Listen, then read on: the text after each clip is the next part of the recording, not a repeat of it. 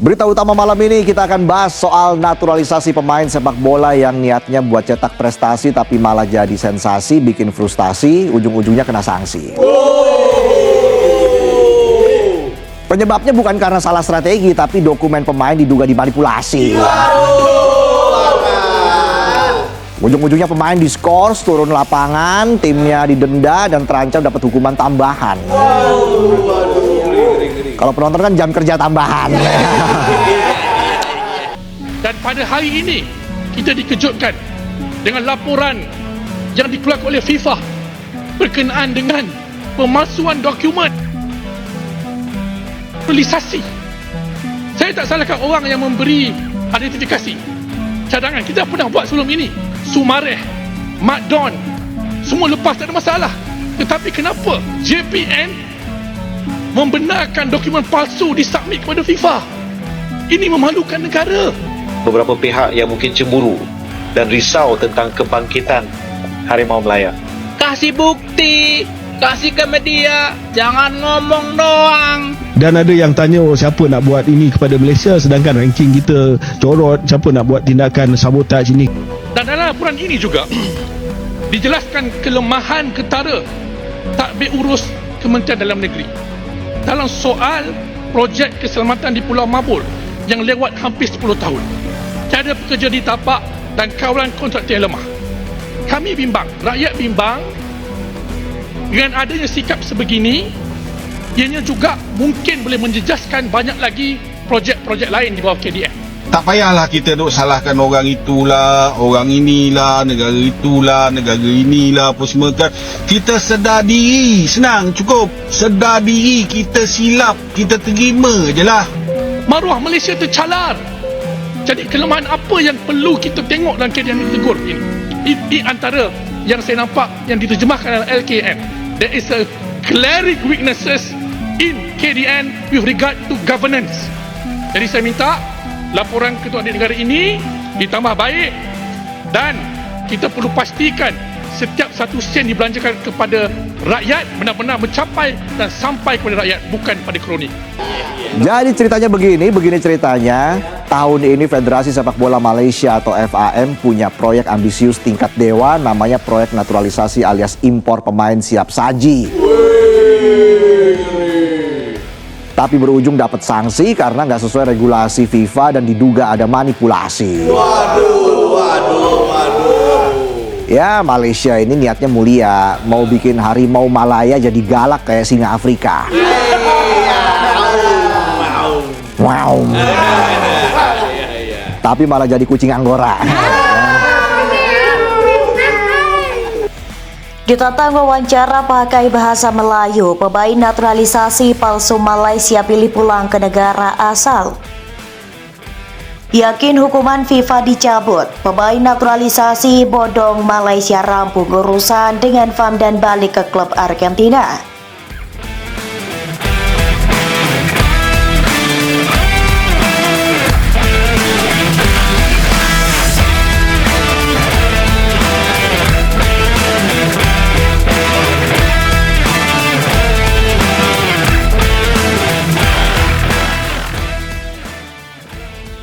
Satu pemain naturalisasi timnas Malaysia, Imanul Bacuca, dikabarkan siap kembali ke klubnya di Argentina, JA Vélez Sarsfield. Imanul Bacuca dikabarkan akan kembali ke klubnya di Argentina, JA Vélez Sarsfield. Pemain berusia 25 tahun ini telah selesai pengurusi hukumannya bersama FAM mengenai kasus pemalsuan dokumen yang divonis oleh FIFA. Berita ini dikabarkan media Argentina, Sabado Vélez, yang mendapat keterangan dari pelatih Vélez Sarsfield, Guillermo Barros Keloto. Guillermo mengakui sudah menemui Imanul Bacuca dan menyatakan sang pemain memiliki keyakinan kasusnya bisa terselesaikan.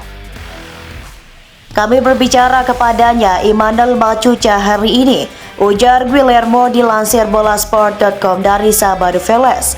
Dia sedang dalam perjalanan, dia saat ini berada di transit dan akan tiba pada Sabtu. Dia merasa positif dengan situasinya saat ini, punya kasus yang bagus dan FIFA mungkin akan mengizinkannya untuk bermain. Kita masih menunggu soal itu, tambahnya. Ibadal Bacuca menjadi salah satu dari 7 pemain naturalisasi Malaysia yang terbukti oleh FIFA menggunakan dokumen palsu.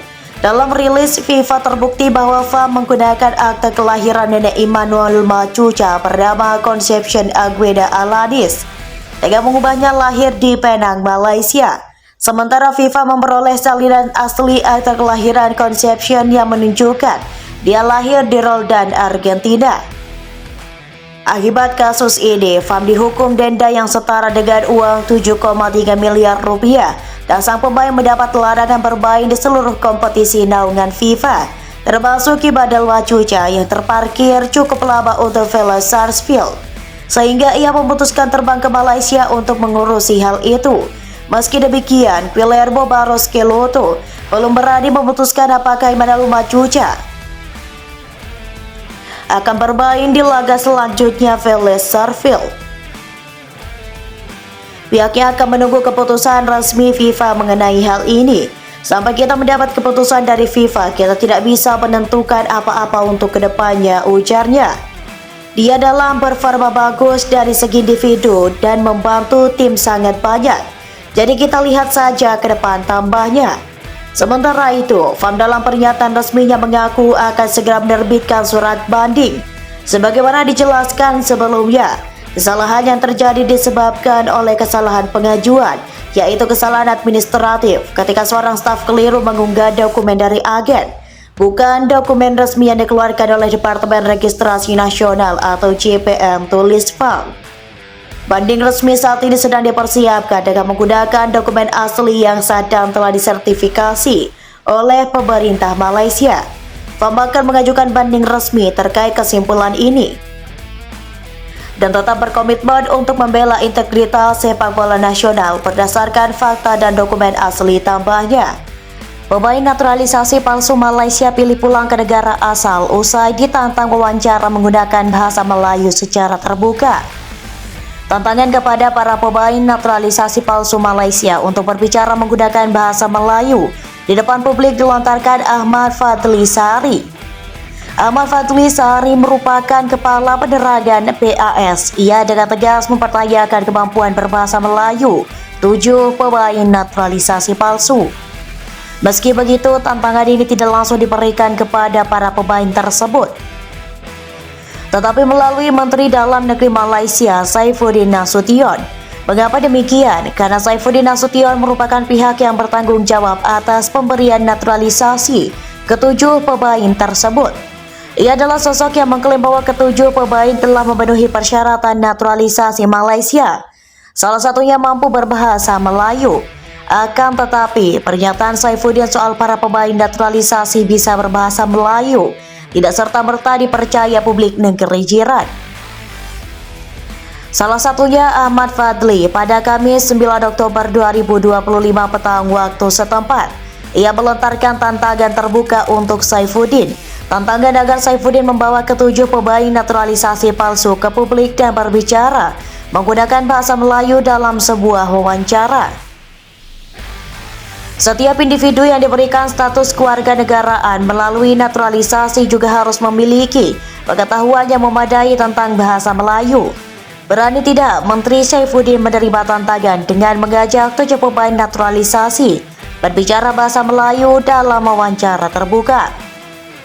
Ini untuk membuktikan bahwa mereka dapat berbicara bahasa Melayu meskipun hanya dalam cara dasar, kata Ahmad Fadli seperti dikutip dari malaysiakini.com. Lebih lanjut, kasus naturalisasi palsu 7 pemain timnas Malaysia menurutnya semakin rumit saat ini. Menurut Fadli, publik Malaysia kini tidak tahu mana yang harus mereka percaya, dan pertanyaan besar mereka apakah institusi negara masih aman. Penjelasan ini semakin rumit, semakin berbelit-belit. Bagaimana menurut kalian, kata Fadli lagi. Masalahnya, masyarakat mempertanyakan apakah institusi kewarganegaraan saat ini dalam kondisi aman. Menariknya, tak lama setelah tantangan itu keluar, pemain naturalisasi palsu Malaysia justru dikabarkan telah pulang ke negara asal. Satu pemain dikabarkan sudah pulang ke Argentina dengan klaim bahwa kasus yang menjeratnya sudah selesai. Pemain tersebut adalah Imanol Machuca. Kepulangannya ke Argentina dikonfirmasi oleh pelatihnya langsung.